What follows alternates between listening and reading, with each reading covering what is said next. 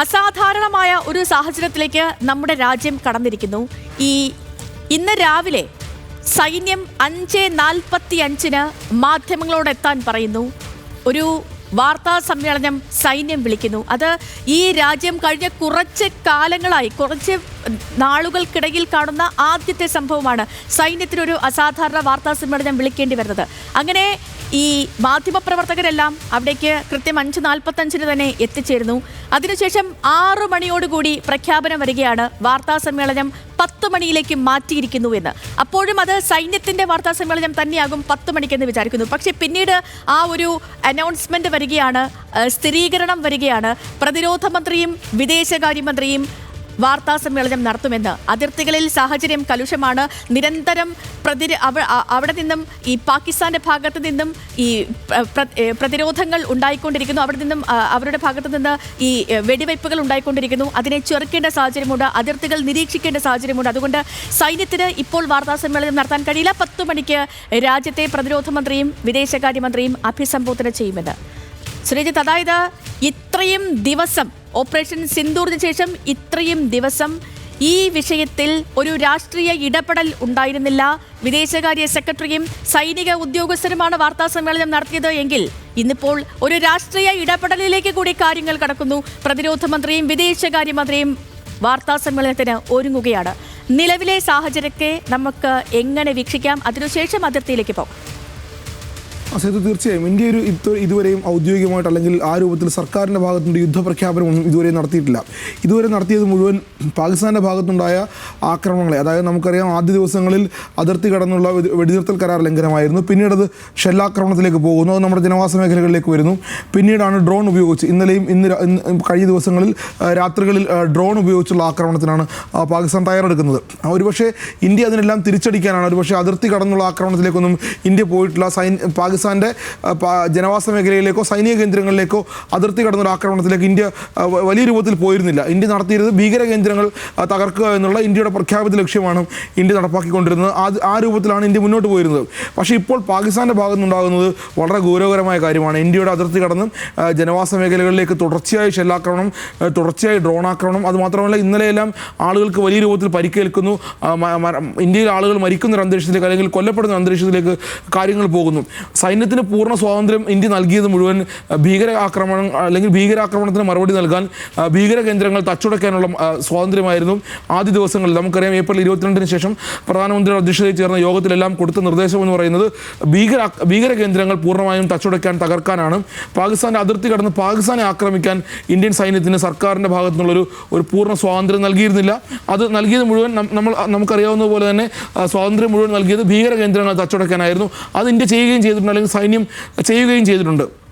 ആ സൈന്യം ചെയ്തതിൻ്റെ മറുപടി എന്ന രൂപത്തിൽ പാകിസ്ഥാൻ പറയുന്നത് ഇന്ത്യ അവർക്ക് മേൽ വലിയ ആക്രമണം നടത്തുകയാണെന്ന രൂപത്തിലാണ് പാകിസ്ഥാൻ്റെ മാധ്യമങ്ങളിലും സാമൂഹ്യ മാധ്യമങ്ങളിലും പാകിസ്ഥാൻ സർക്കാരിൻ്റെ ഔദ്യോഗിക പ്രതിനിധികൾ പോലും ആ രൂപത്തിലാണ് കാര്യങ്ങൾ പുറത്തേക്ക് പറയുന്നതും പുറത്തുവിടുന്നതും.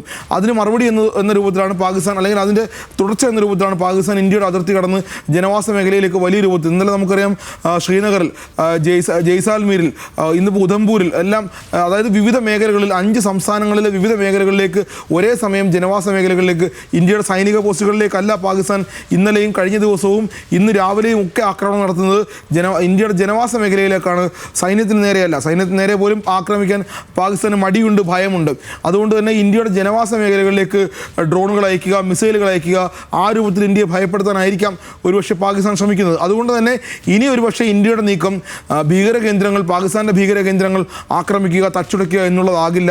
ഈ ആക്രമണത്തിന് പാകിസ്ഥാൻ ഇന്ത്യയുടെ ജനവാസ മേഖലയിലേക്ക് തുടർച്ചയായി നടത്തുന്ന ആക്രമണത്തിന് തക്കതായ തിരിച്ചടി അതേ രൂപത്തിൽ, അതേ ഭാഷയിൽ, അതേ രൂപത്തിൽ നൽകാനാകും ഒരുപക്ഷെ ഇന്ത്യൻ സൈന്യം അല്ലെങ്കിൽ ഇന്ത്യൻ സർക്കാർ ശ്രമിക്കുക. അതുകൊണ്ടായിരിക്കാം ഒരുപക്ഷെ സൈന്യത്തിന് പൂർണ്ണ സ്വാതന്ത്ര്യം എന്നുള്ളത് ഭീകര കേന്ദ്രങ്ങൾ ആക്രമിക്കുന്നു, അതിൽ ഇന്ത്യ വിജയിക്കുന്നു.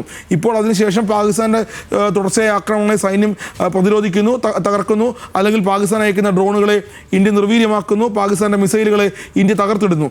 ഇനി ഇന്ത്യയെ സംബന്ധിച്ച് ഒരുപക്ഷെ ഈ ജനവാസ മേഖലകളിലേക്ക് പൂർണ്ണമായും പാകിസ്ഥാൻ ആക്രമണം തുടരുക തുടരുകയാണ് എങ്കിൽ ഇന്നലെ ഫിറോസ്പൂരിലെല്ലാം ഉണ്ടായത് അങ്ങനെയാണ്. ഡ്രോണുകളും മിസൈലുകളും ഇന്ത്യ തകർക്കുന്നു, നിർവീര്യമാക്കുന്നു. ആ ഡ്രോണുകളിലും മിസൈലുകളിലുമുള്ള ആയുധങ്ങൾ പതിച്ച് ആളുകൾക്ക് പരിക്കേൽക്കുന്നു. അത് ഇന്ത്യയെ സംബന്ധിച്ച്, ഇന്ത്യൻ സർക്കാരിനെ സംബന്ധിച്ച് ഇനിയും അത് തുടർന്നുകൊണ്ട് പോകാൻ സർക്കാരിന് ഒരുപക്ഷെ ഒരിക്കലും ആഗ്രഹം ഉണ്ടാകില്ല. കാരണം ആളുകളുടെ സുരക്ഷ, സിവിലിയൻസിന്റെ സുരക്ഷ എന്നുള്ളത് ഇന്നലെ രാത്രി 8:30 മണി മുതൽ തന്നെ നമ്മൾ കാണുന്നത് നാടകീയമായ സംഭവങ്ങളായിരുന്നു. ഇന്നലെ ഈ ഒരു 5:45 മണിയോടുകൂടി ഈ മിനിസ്ട്രി ഓഫ് എക്സ്റ്റേണൽ അഫയേഴ്സിന്റെ വാർത്താ സമ്മേളനം വരുന്നു. അതിനുശേഷം നടന്ന കാര്യങ്ങൾ അവർ സ്ഥിരീകരിക്കുന്നു.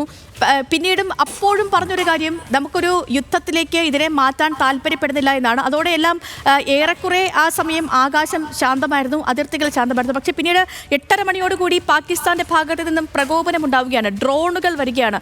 ആ ഡ്രോണുകളൊക്കെ ഫലപ്രദമായി തന്നെ രാജ്യം ചെറുക്കുകയും ഒക്കെ ചെയ്തു. പിന്നീട് നമ്മൾ കണ്ടത് ഈ ഇന്ത്യൻ വ്യോമാതിർത്തി ലംഘിച്ച് വരുന്ന പാകിസ്ഥാന്റെ മിസൈലുകളെ അടക്കമാണ്. ഇന്ന് പുലർച്ചെ പോലും ഇപ്പോഴടക്കം മിസൈലുകൾ വരുന്നു, ഡ്രോണുകൾ വരുന്നു. അവർ ഒരു സൈനിക നടപടി പാകിസ്ഥാൻ പ്രഖ്യാപിച്ചു എന്ന് വരുന്നു.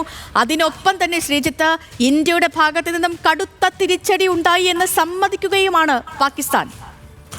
തീർച്ചയായും ഇന്നലെ നമുക്കറിയാം, ഇന്നലെ സംഭവിച്ചത് സേതു സൂചിപ്പിച്ച പോലെ ഈ ഡ്രോണുകൾ മുഴുവൻ പാകിസ്ഥാൻ അയക്കുന്നത്, അല്ലെങ്കിൽ പാകിസ്ഥാൻ ഇന്ത്യയുടെ കേന്ദ്രങ്ങളിലേക്ക് വിക്ഷേപിക്കുന്ന മുഴുവൻ അവരുടെ വ്യോമപാത തുറന്നു കൊടുത്തതിന് ശേഷമാണ്. അതായത് ഭാഗികമായി തുറന്നു കൊടുത്ത വ്യോമപാതയിൽ പാകിസ്ഥാൻ്റെ യാത്രാ വിമാനങ്ങളുടെ മറവിൽ എത്ര തന്ത്രപരമായും അല്ലെങ്കിൽ അതിനേക്കാൾ വലിയ ചതിയുമാണ് പാകിസ്ഥാൻ നടത്തുന്നതെന്നുള്ളതാണ് ഇതിൻ്റെ ഏറ്റവും വലിയ രസകരമായ കാര്യം.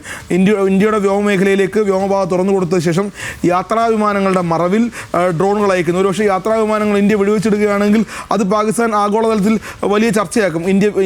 ഇന്ത്യ പാകിസ്ഥാന്റെ യാത്രാ വിമാനങ്ങൾ വെടിവെച്ചിട്ടു എന്ന രൂപത്തിൽ അത് പറയാൻ വേണ്ടിയാണ്. പക്ഷേ ഇന്ത്യൻ സൈന്യത്തെ ശരിക്കും ഇക്കാര്യത്തിൽ അഭിനന്ദിക്കുക തന്നെ വേണം. കാരണം ആ രൂപത്തിൽ, വലിയ രൂപത്തിൽ വന്ന യാത്രാ വിമാനങ്ങളുടെ മറവിൽ വന്ന ആ ഡ്രോണുകളെ ഇന്ത്യ വെടിവെച്ചിടുന്നു.